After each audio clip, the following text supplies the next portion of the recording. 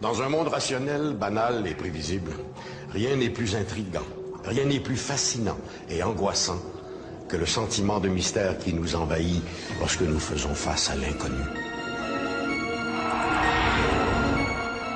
Le 11 juillet, à La Ronge, en Saskatchewan, on découvre le cadavre d'un bambin de 7 ans. Son corps porte les marques d'un rite diabolique. Cette affaire entraîne les policiers aux portes d'un enfer hollywoodien.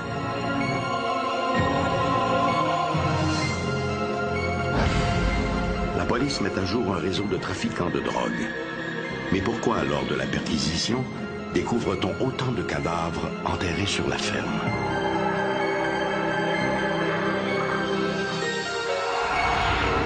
Le tueur en série le plus célèbre de l'histoire ne nous a laissé qu'un pseudonyme. Se pourrait-il qu'à la liste des suspects, il faille ajouter un médecin canadien?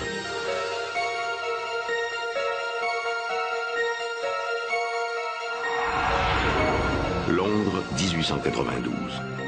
Des prostituées meurent mystérieusement empoisonnées. Un sadique tente-t-il d'imiter Jack l'Éventreur? À moins que ce ne soit lui, Jack. Chaque mystère recèle sa part d'inconnu. Rien n'est si angoissant et fantastique que l'inconnu.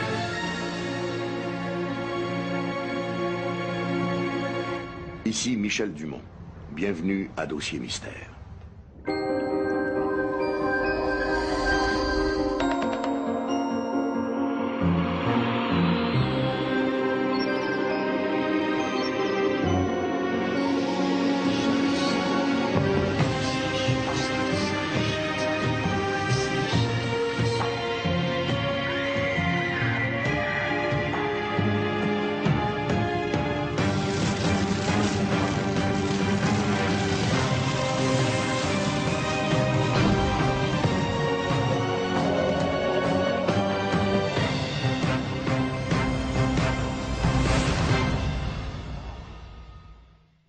Magie, rituel, sacrifice, sorcellerie.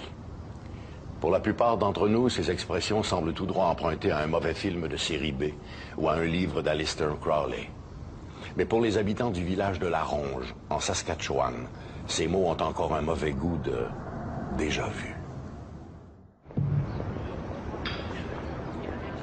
En ce début d'après-midi, il règne une agitation inhabituelle dans le centre communautaire de La Ronge, une ville située à quelques 220 km au nord de Prince-Albert, sur les rives du lac La Ronge. À la demande de la Gendarmerie royale du Canada, ces gens se sont réunis pour participer à une opération de recherche visant à retrouver un bambin de 7 ans, Jonathan Timpson, disparu depuis le samedi 8 juillet. Parmi les bénévoles se trouve Sandy Charles, un adolescent de 14 ans. Il est le dernier à avoir vu le jeune Timpson. Il a expliqué aux autorités que dans l'après-midi du 8 juillet, Timpson s'était rendu chez lui pour y jouer au baseball. Depuis, on est sans nouvelles du bambin. Vers 19h, des bénévoles découvrent le corps du jeune Timpson dans un bois situé à quelques dizaines de mètres du lieu où réside Sandy Charles. À première vue, on pourrait croire qu'il dort. Mais en s'approchant, les bénévoles sont frappés d'horreur. Il ne fait aucun doute que le jeune Jonathan Timpson a été assassiné. En apprenant la mort de son compagnon de jeu, Sandy Charles rentre chez lui. Une telle nouvelle aurait dû l'ébranler ou l'attrister. Mais non, il se sent puissant et invulnérable, comme un warlock.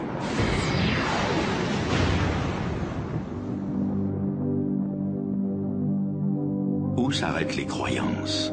Où débute la démence? Pour Sandy Charles, cette frontière n'existe plus. Sandy Charles était un garçon relativement normal. Up to that point anyway, a relatively normal young man. Il était âgé de 14 ans au moment des faits. Je me suis informé auprès de la police pour savoir s'il n'y avait pas eu des indices qui auraient pu présager du drame, mais tout était normal.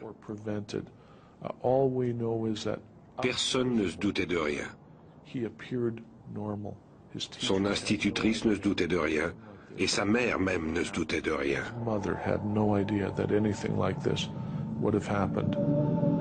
Dans les premiers jours de juillet 1995, Sandy Charles mûrit un plan diabolique.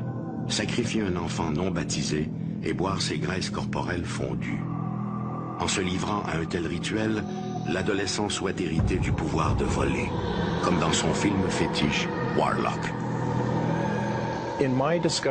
Suite à mes discussions avec Sandy Charles, il est évident qu'il adhérait à des croyances occultes. Il disait souhaiter devenir un disciple de Satan lorsqu'il reviendrait des enfers.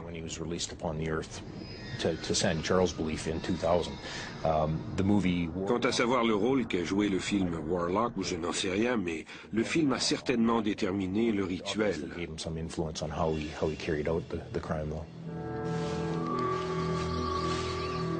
Dans l'avant-midi du samedi 8 juillet, il informe son ami William Martin de son plan machiavélique. À quelques mètres derrière la maison où vit Sandy Charles s'étend un bois, l'endroit rêvé pour un tel sacrifice. Les deux jeunes vont y cacher un couteau de cuisine qu'ils pourront ensuite utiliser lors du rituel. Ne reste plus maintenant qu'à y attirer la victime. Son premier critère pour le choix de la victime était un enfant mâle, vierge et non baptisé. Il a choisi Jonathan Timpson sachant qu'il n'avait pas de père. Et il croyait donc étant orphelin de père qu'il n'était pas baptisé. Sa cible trouvée, il l'a invité à jouer au baseball. Si le jeu débute dans la joie, il se terminera dans l'horreur pour le jeune Jonathan Timpson. Sandy frappe la balle dans le boisé à proximité du lieu où se trouve le couteau et demande à Jonathan d'aller la chercher.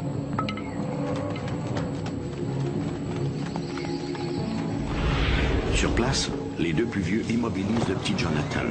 Sandy empoigne le couteau et frappe Jonathan violemment. Il l'achèvera en lui fracassant le crâne d'une pierre. Après le meurtre, Sandy Charles est retourné chez lui où il a récupéré une paire de pinces de cuisine, un couteau et une boîte de conserve vide.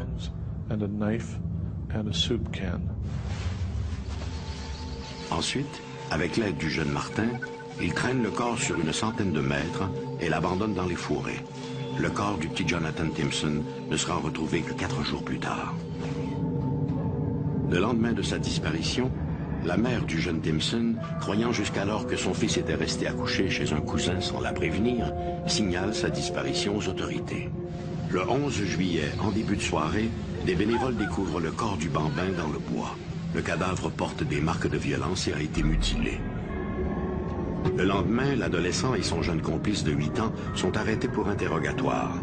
Les deux jeunes avouent rapidement leur implication dans la mort de Jonathan Timpson.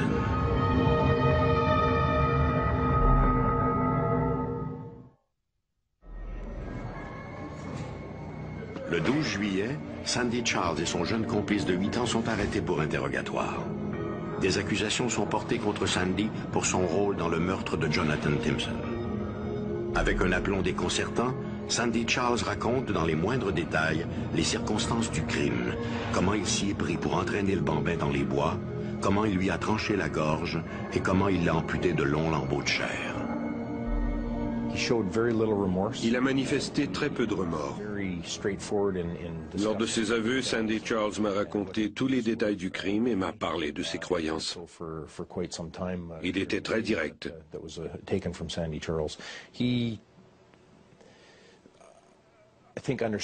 Il était conscient de son acte, mais ignorait les conséquences. Lors de son arrestation, Sandy Charles a tout raconté volontiers aux policiers. Normalement, il est rare que l'on puisse discuter aussi ouvertement avec un accusé immédiatement après son crime. Quand j'ai lu le rapport sur les circonstances du meurtre, cela m'a inquiété. J'avais des doutes sur la stabilité mentale et psychologique de Sandy. Sa responsabilité criminelle pouvait être remise en question. J'ai fait part de mes appréhensions à la GRC pour que des psychiatres puissent intervenir.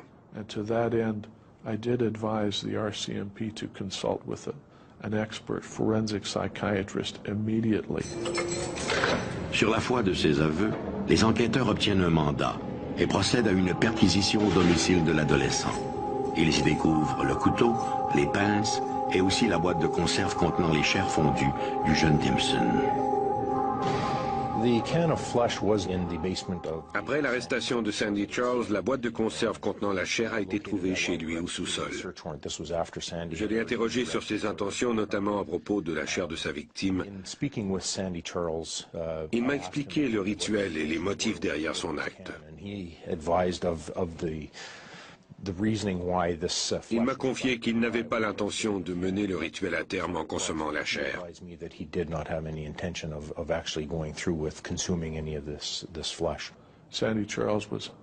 Ayant fêté ses 14 ans 3 jours avant le crime, son procès s'est tenu devant un tribunal pour adultes. C'est en juin 1996 que s'ouvre à Saskatoon le procès du jeune meurtrier.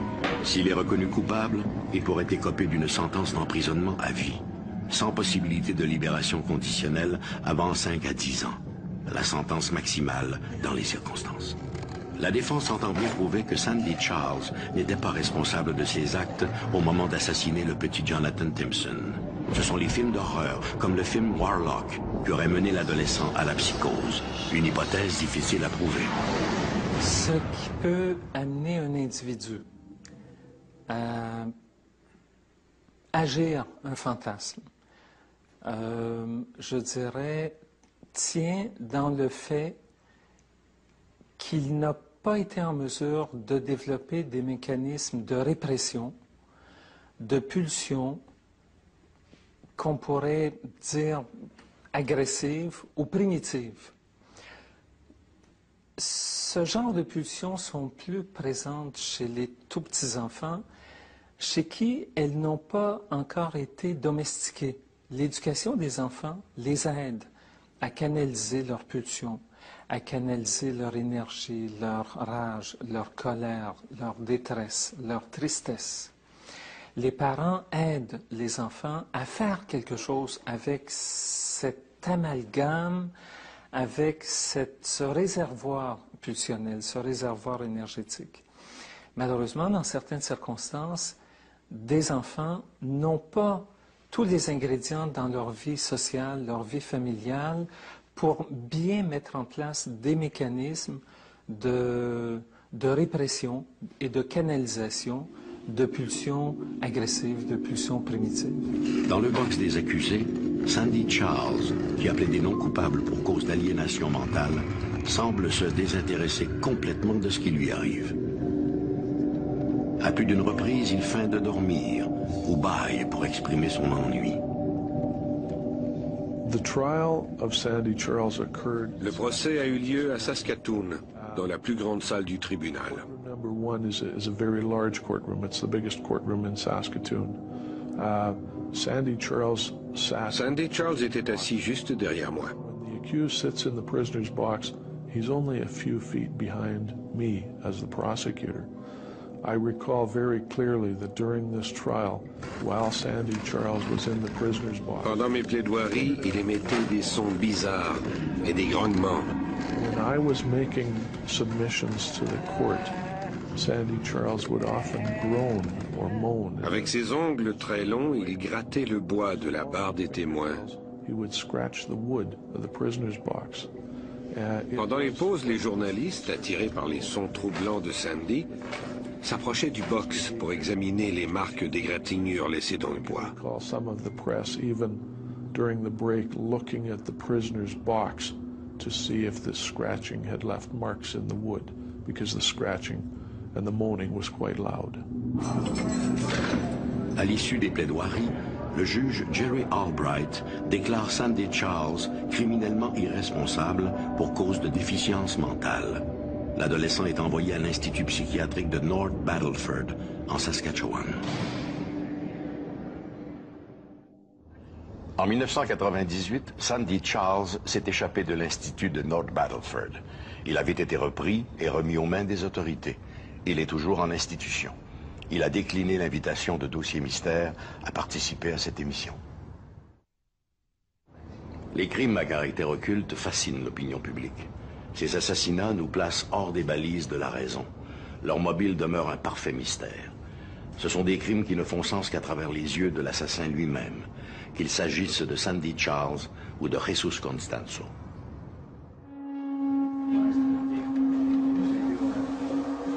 En dépit de la complexité du cas impliquant Sandy Charles, l'avocat de la défense, maître Barry Singer, plaide que l'influence des médias, et spécialement les films, ont déjà été cités dans d'autres procès sur des affaires similaires. Il entend donc mettre en parallèle la cause de son client, Sandy Charles, avec une série de meurtres survenus 6 ans plus tôt à Matamoros. Chaque printemps, lors de la semaine de congé scolaire, des centaines d'étudiants venus des universités de Houston, San Antonio et Austin envahissent les plages de Padre Island, sur le golfe du Mexique. Mark Kilroy était l'un d'eux. Le 15 mars 1989, Mark Kilroy, cet étudiant américain, disparaît alors qu'il allait rejoindre des amis à Matamoros. Ce sont les amis de Kilroy qui, les premiers, signaleront sa disparition aux autorités frontalières. Le 9 avril, 3 semaines après la disparition de Kilroy, l'agent Juan Benitez de la police fédérale mexicaine à Matamoros procède à l'arrestation de 4 membres de la famille Hernandez, une organisation locale soupçonnée de se livrer au trafic de narcotiques. Incidemment, le ranch des suspects est situé au sud de Matamoros. On suspecte l'endroit d'être utilisé pour y entreposer d'importantes quantités de marijuana destinées au marché américain. Les 4 hommes sont écroués à la prison de Matamoros. Durant leur interrogatoire, l'agent Benitez est pris d'un étrange sentiment. Il a l'impression qu'on lui cache des choses qui vont bien au-delà d'une simple histoire de drogue. Et si ces types étaient impliqués dans la disparition de cet étudiant recherché par la police américaine?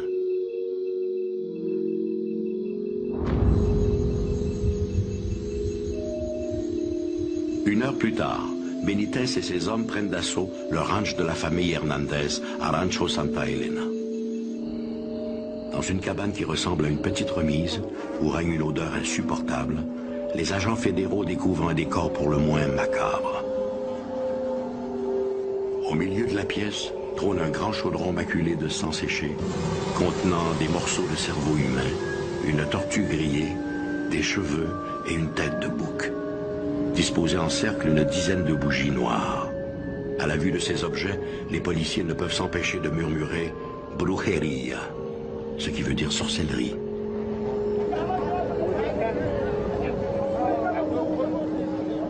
À Matamoros, confrontés aux découvertes des agents fédéraux, les prisonniers avouent leurs crimes.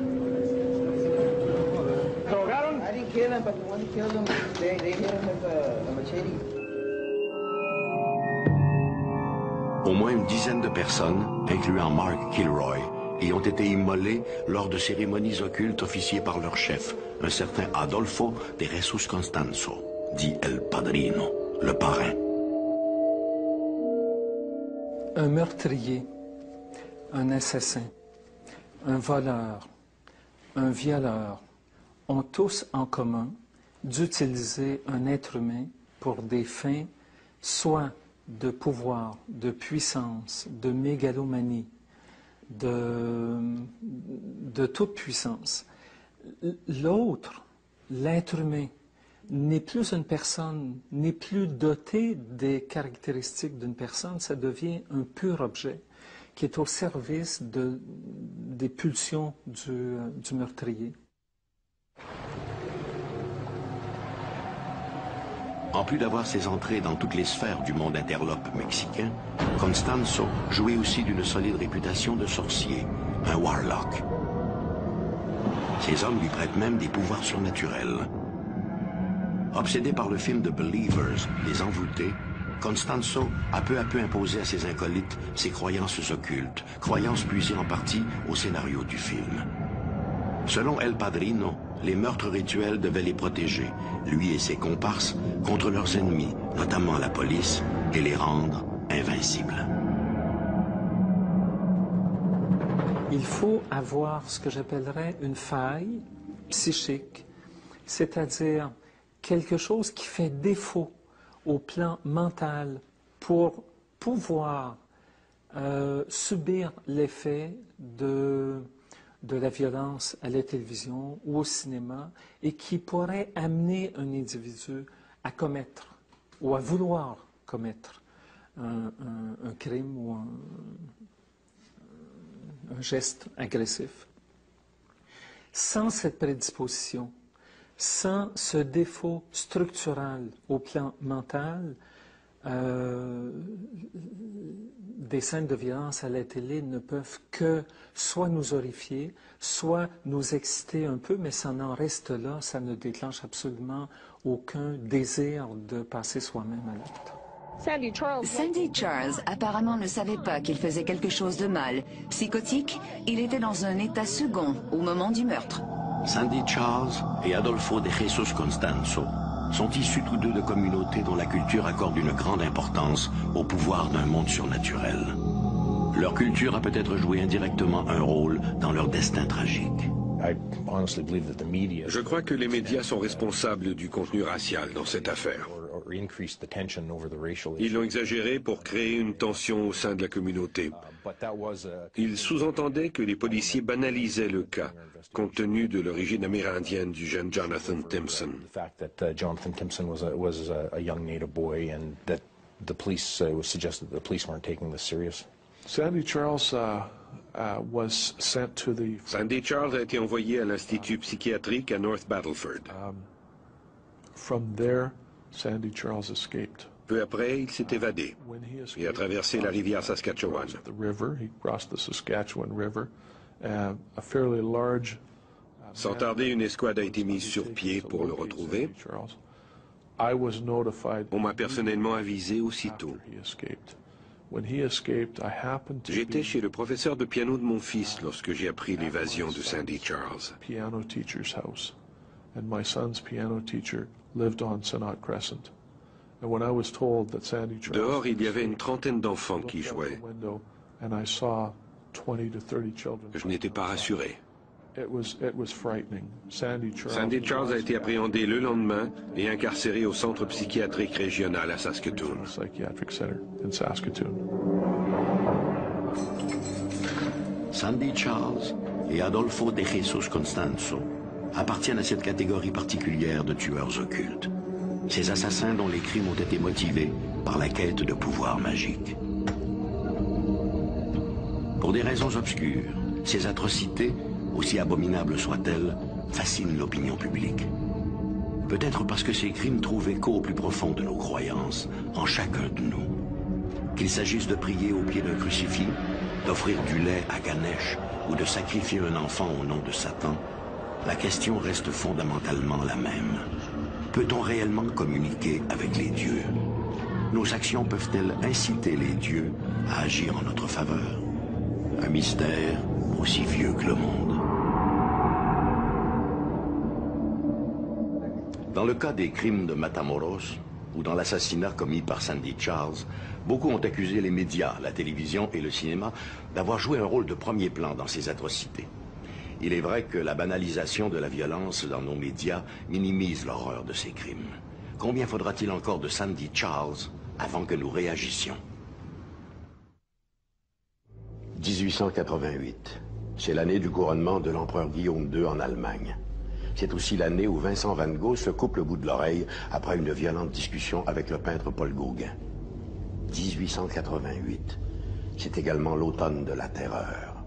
Celui de Londres. Celui de Jack l'Éventreur.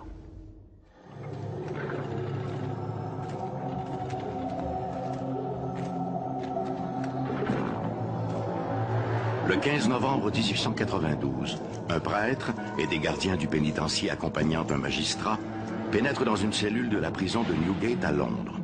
Le magistrat annonce à Thomas Neal Cream, un médecin canadien, qu'il a été reconnu coupable d'une série de meurtres et qu'il est condamné à être pendu.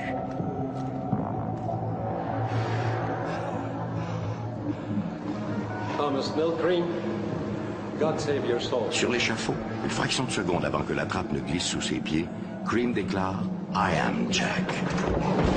Est-il possible que Thomas Neal Cream ait été le célèbre Jack l'Éventreur?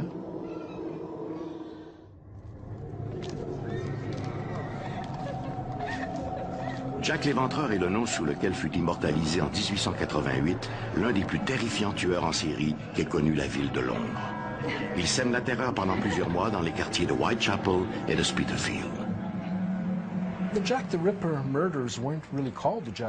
Originalement, les assassinats de Jack l'Éventreur étaient appelés les meurtres de Whitechapel. C'était une série d'homicides sanglants contre des prostituées de l'Est de Londres. On a souvent dit que Jack l'Éventreur était le premier tueur en série. C'est faux. Par contre, ces meurtres sont les premiers à présenter les mêmes caractéristiques. À partir du mois d'août 1888, il tue 5 prostituées, peut-être plus. Mais au moins 5 d'entre elles ont été assassinées de la même façon.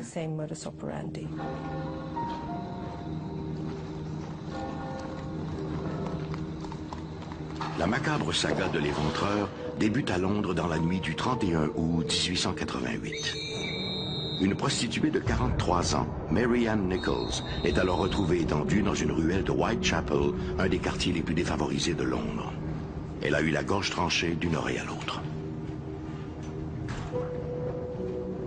Ce n'est qu'à la morgue que l'on constate que son agresseur lui a asséné plusieurs coups de couteau à l'abdomen.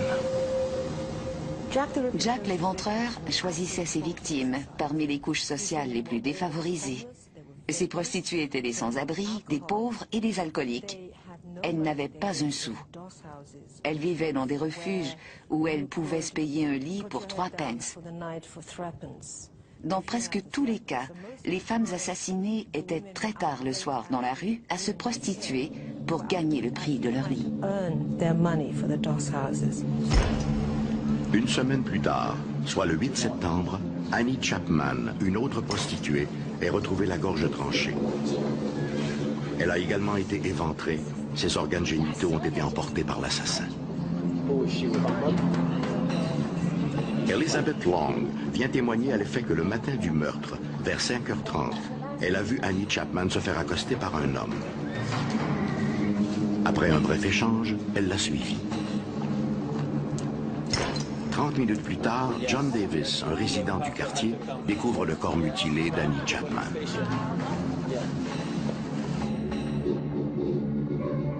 Alors que la presse publie à la une les détails des crimes de Whitechapel, la police reçoit une lettre écrite à l'encre rouge. L'auteur, qui affirme être l'assassin, annonce qu'il se remettra bientôt à l'œuvre. La lettre est signée Jack the Ripper, Jack l'Éventreur. Ainsi apparaît pour la première fois ce terrible sobriquet, synonyme de l'horreur. Les meurtres de l'Éventreur ont tous été commis très rapidement, toujours de la même manière. Les victimes étaient d'abord égorgées de 2 coups de couteau pour les empêcher de crier. Des traces d'étranglement ont aussi été observées sur plusieurs d'entre elles.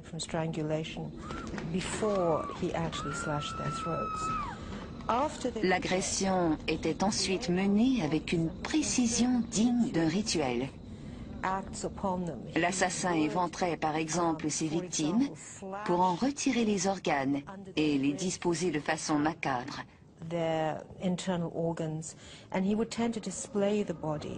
Par exemple, il avait placé les intestins de l'une d'elles sur l'épaule.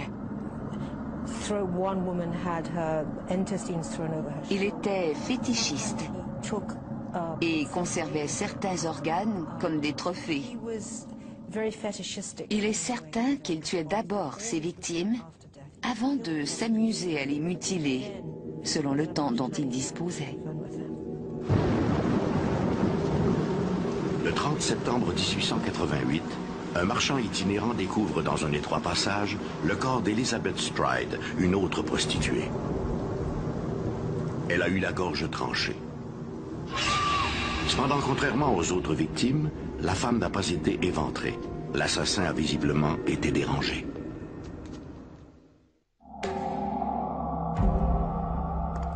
Les meurtres crapuleux du quartier de Whitechapel, en plus de tenir les Londoniens en haleine, attirent maintenant l'attention de la presse du monde entier. À tel point que la reine Victoria presse Scotland Yard de trouver et de neutraliser rapidement l'assassin.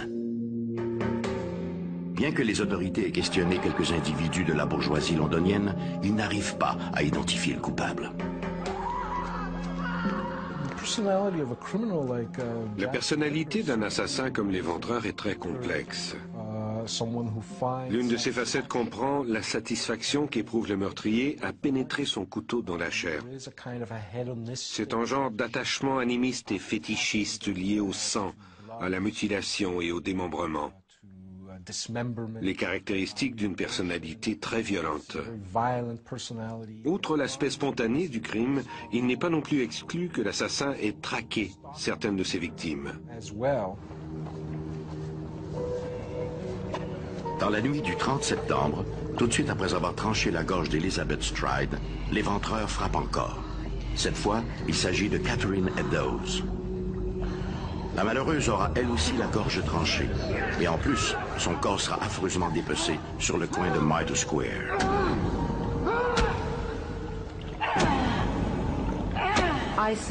Je crois que Jack l'éventreur, tout comme l'éventreur de Yorkshire un siècle plus tard, était connu et vivait dans le même milieu que ses victimes. Je crois que Jack se fondait parfaitement dans ce quartier défavorisé, étant probablement lui-même un ouvrier. Il devait connaître les lieux. Lorsqu'il sollicitait les services d'une prostituée, rien en lui n'inspirait la moindre menace. Il était l'un des leurs. Les hypothèses voulant que l'éventreur ait été le peintre Walter Sickert ou un homme de classe supérieure venu de l'ouest de Londres tient difficilement. Il aurait été repéré aussitôt. C'est pour cela que je crois que l'éventreur était sans doute un banal ouvrier, un personnage anonyme. À la mi-octobre, en pleine folie meurtrière, Jack l'éventreur prépare un envoi postal pour un certain George Lusk. La célèbre lettre de l'enfer a été reçue par George Lusk, un commerçant à Whitechapel. Lusk dirigeait aussi un petit groupe de justiciers qui espéraient appréhender l'éventreur. La fameuse lettre accompagnait un colis plutôt macabre, la moitié d'un rein humain. L'assassin disait l'avoir prélevé sur sa quatrième victime, Catherine Eddowes. Malheureusement, les tests d'ADN n'existaient pas à cette époque.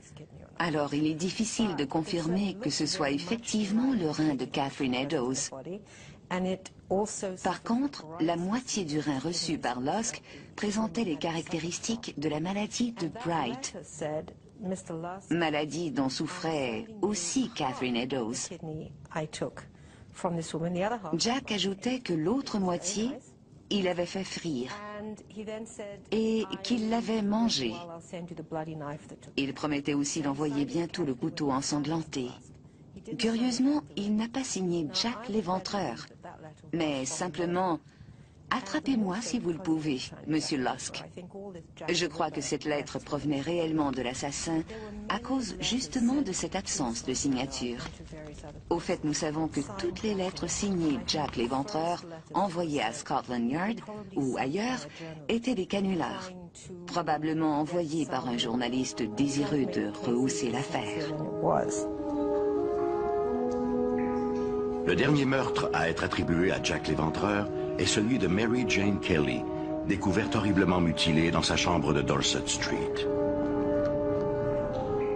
Un vagabond témoignera à la police des dernières minutes de la vie de Mary Jane et sera en fait le seul à fournir une description détaillée de celui que l'on croit être Jack l'éventreur. Il faudra 6 heures au médecin de la morgue pour reconstituer le cadavre de la malheureuse.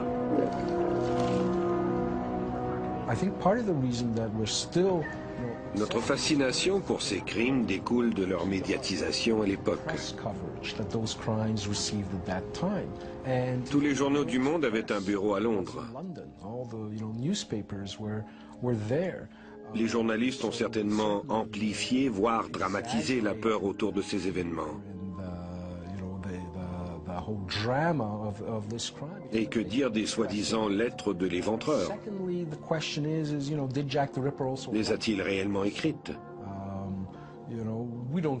Faut-il croire la rumeur voulant que ce soit un journaliste qui ait initié ces échanges épistolaires avec la police? Compte tenu de la plus grande accessibilité aux journaux, un privilège à la portée de toutes les classes sociales, l'événement a pris des proportions inhabituelles, une envergure plus grande que nature.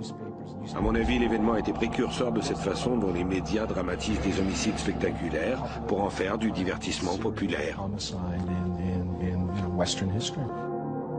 Après ce meurtre, l'assassin s'évanouit dans le brouillard londonien.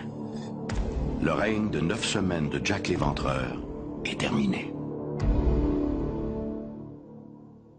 Au fil des ans, Jack l'Éventreur s'est hissé au rang des monstres et autres personnages infâmes. Il loge aujourd'hui à la même enseigne que Dracula et Frankenstein. Son nom est devenu un synonyme de l'horreur, et on ne compte plus les pièces de théâtre, les romans ou les films qui se sont inspirés de ces tristes crimes. Le personnage a si souvent été réinventé que son mythe s'est peu à peu substitué à sa propre réalité. Il est devenu la plus grande énigme criminelle de tous les temps. Depuis 1888, l'identité de Jack l'Éventreur a fait l'objet des plus folles spéculations. Chaque année, de nouveaux livres sont publiés avec la prétention d'être la solution finale. Il est vrai qu'à ce jour, les candidats ne manquent plus. Un avocat déchu, le petit-fils de la reine Victoria, un peintre au goût morbide. Certains ont même avancé que Jack l'Éventreur était peut-être un médecin canadien. Impossible. Pourquoi pas? Dans un des quartiers aisés de Londres de 1891, Helen Longworth, une jeune prostituée de 19 ans, se meurt dans d'horribles convulsions. Un policier est là, à son chevet. On établira plus tard que la jeune femme a été victime d'un empoisonnement à la strychnine. Elle ne sera pas la seule prostituée à connaître une mort aussi atroce. Matilda Clover, Emma Shrywell, Alice March, toutes empoisonnées à la strychnine. 3 ans après les agressions de Jack l'Éventreur, Londres s'apprête à vivre une autre série de meurtres sordides.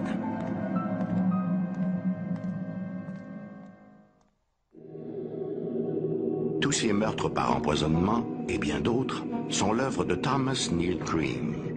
Il sera arrêté, jugé et condamné à être pendu à Londres le 15 novembre 1892.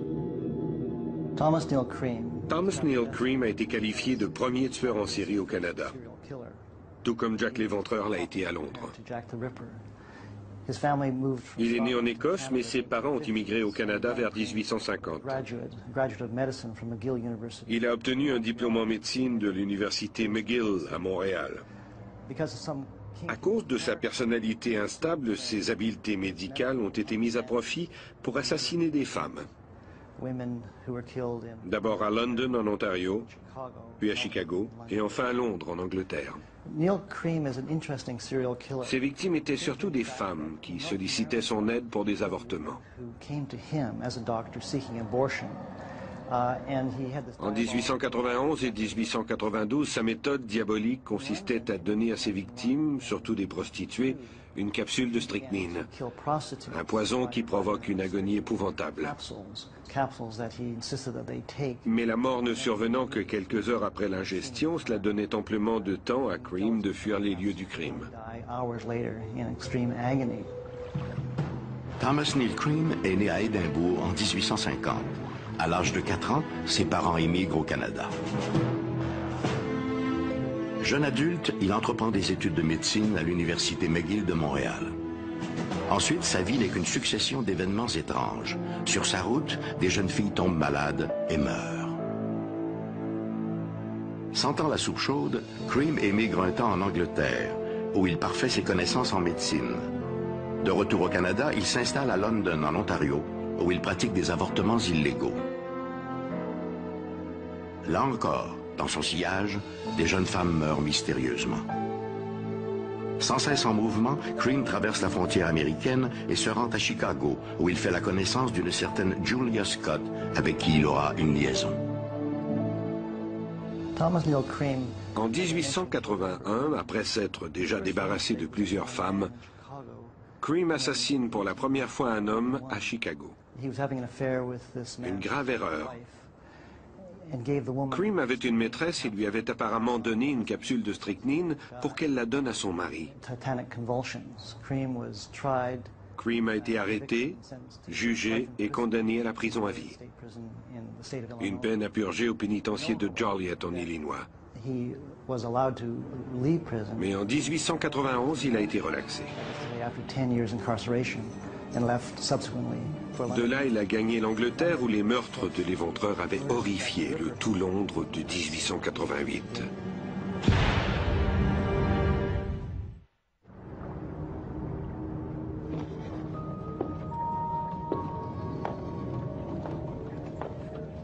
Un peu comme l'avait fait Jack l'Éventreur 3 ans plus tôt, Cream commence à envoyer des lettres à Scotland Yard, où il prend plaisir à aiguiller les policiers sur de fausses pistes. Comme beaucoup d'assassins en série, Cream adorait se vanter.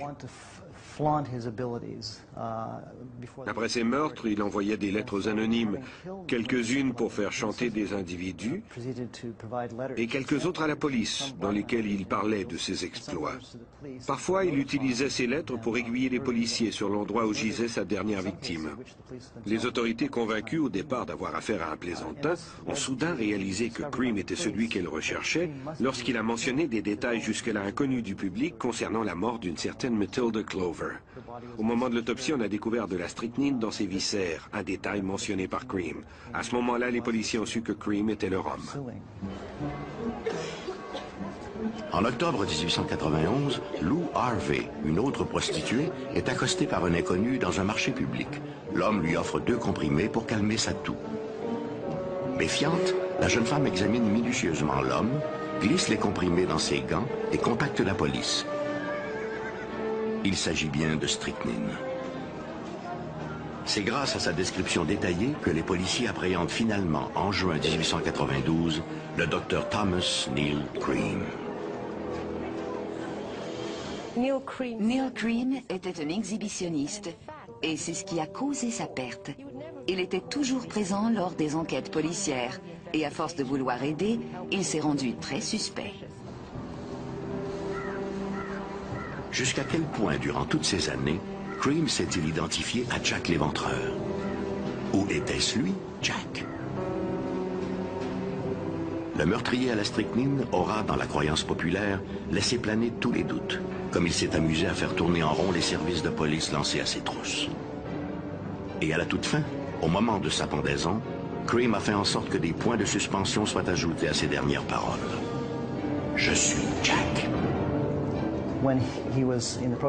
Au moment de l'exécution, on raconte que ses dernières paroles ont été « Je suis Jack ». Il n'a pas eu le temps de terminer sa phrase. Néanmoins, il est très improbable que Cream ait été Jack l'Éventreur. Entre 1881 et 1891, Cream était incarcéré à la prison de Joliet aux États-Unis. Or, les meurtres de l'Éventreur ont lieu à l'automne 1888. Donc s'il était en Illinois, il n'a pas pu commettre de meurtre dans le quartier de Whitechapel à Londres.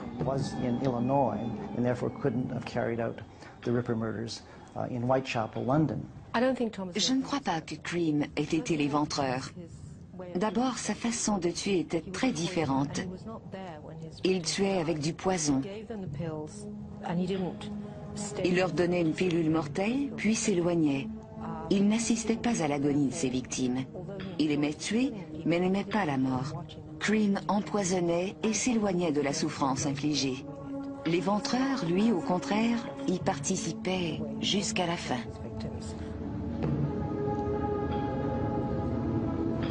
Thomas Neal Cream, God save your soul.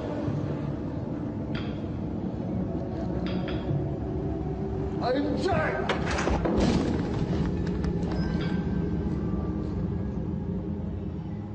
Thomas Neal Cream était-il Jack l'Éventreur? Plusieurs rejettent cette hypothèse. Mais alors, si Cream n'était pas l'Éventreur, qui était Jack? Près de 125 ans après les crimes de Whitechapel, l'énigme du premier tueur en série de l'histoire contemporaine continue de fasciner. Sans doute parce que son identité demeure un mystère absolu. En fait, par un curieux paradoxe, la célébrité de Jack l'Éventreur n'a d'égal que son anonymat. Rencontres insolites, disparitions mystérieuses, faits étranges, légendes fabuleuses.